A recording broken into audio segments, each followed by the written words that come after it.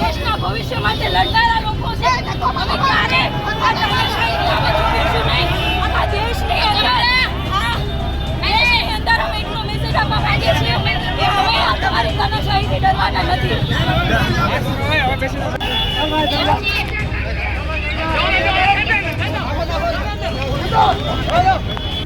અરવિંદ કેજરીવાલને કેદ કરીને મોદીએ ઉદાહરણ ઊભું કર્યું છે.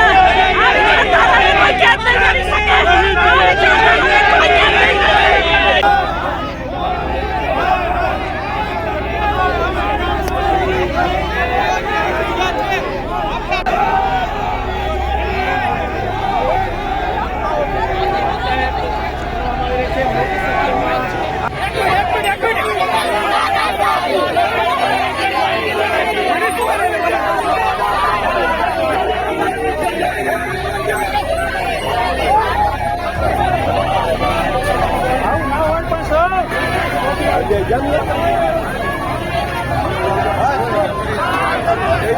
શું કહેશો તમે ધર્મઘટ થઈ એના માટે?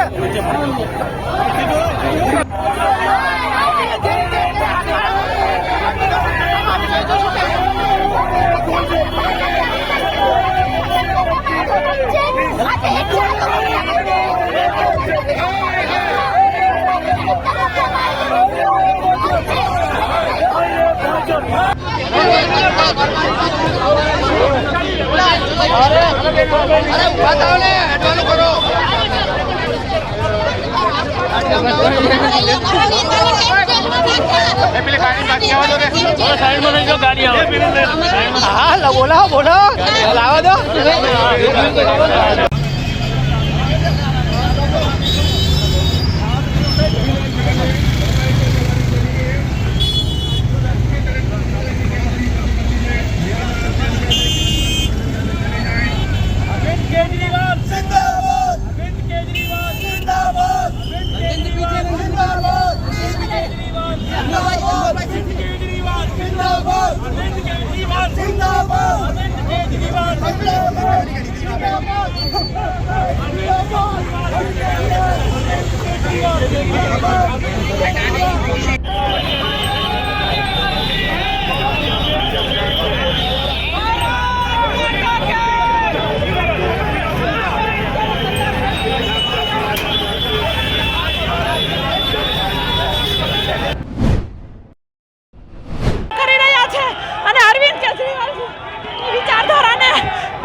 કરવાની કોશિશ કરી રહ્યા છે.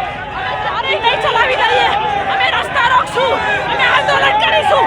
આક્રમકતાથી અરવિંદ કેજરીવાલના સિપાયા છે આખા દેશમાંથી બહાર નીકળશે. અને મને પૂરો વિશ્વાસ છે કે આ મોદી જે ડરી ગયા છે ને એને જવાબ આ લોકતંત્રના વોટર્સ આપશે, આ જનતા આપશે. સમગ્ર દેશમાંથી અરવિંદ કેજરીવાલજીની વિચારધારા બહાર નીકળશે અને આ મોદીની ઈડીસીડીની રાજનીતિ સામે લોકશાહી ઢબે અવાજ ઉઠાવીશું અને રોડથી લઈને સંસદ સુધી અમે અરવિંદ કેજરીવાલજી માટે લડીશું. આ વિચારધારા માટે લડીશું. રોટી કપડા મકાન માટે લડીશું. અરવિંદ દેશના ભવિષ્ય માટે લડનારા લોકો છે. અમે ક્યારે આ તાનાશાહીની સામે ઝૂકીશું નહીં. આખા દેશની અંદર અમે એટલો મેસેજ આપવા માંગીએ છીએ કે હવે આ તમારી તાનાશાહીથી ડરવાના નથી.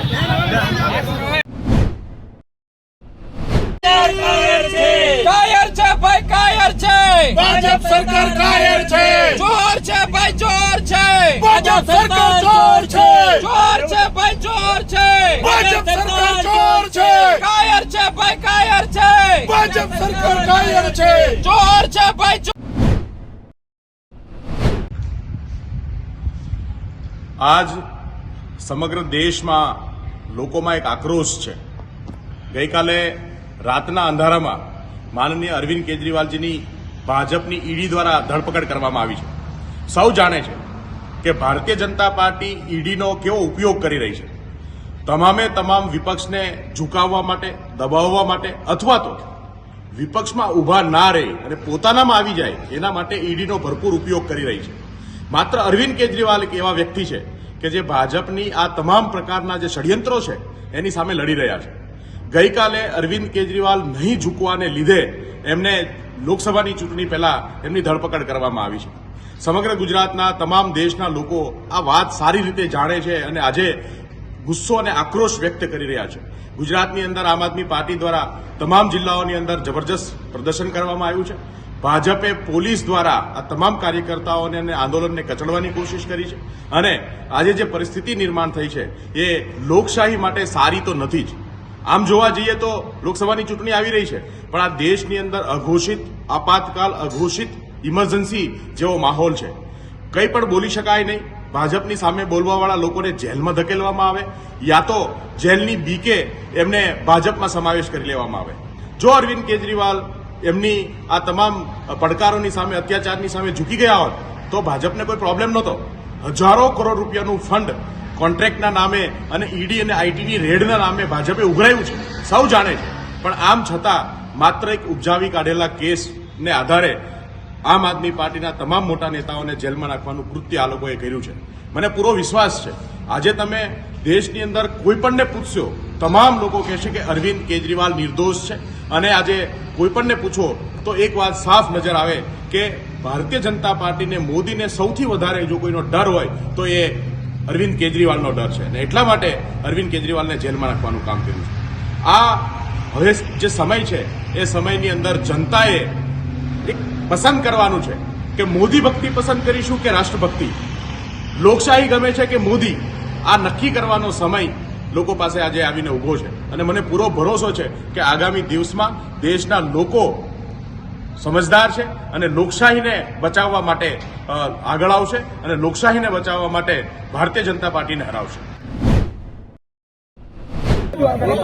અરવિંદ કેજરીવાલજીને જે રીતે ધરપકડ કરવામાં આવી છે ખોટી રીતે, તમે જો ઈડીના અધિકારીઓ જે રીતે ખંડણી ઉઘરાવતા હતા ઇલેક્ટોરલ બોન્ડના નામે, એ જ એક લોકપ્રિય મુખ્યમંત્રીની ધરપકડ કરે છે. એટલું નહીં, જે રીતે કોઈ સબૂત નથી. તમે જોયું હશે કે આજે 13 મહિનાથી મનીષ સિસોદિયા હજી જેલમાં છે, કોઈ સબૂત નથી.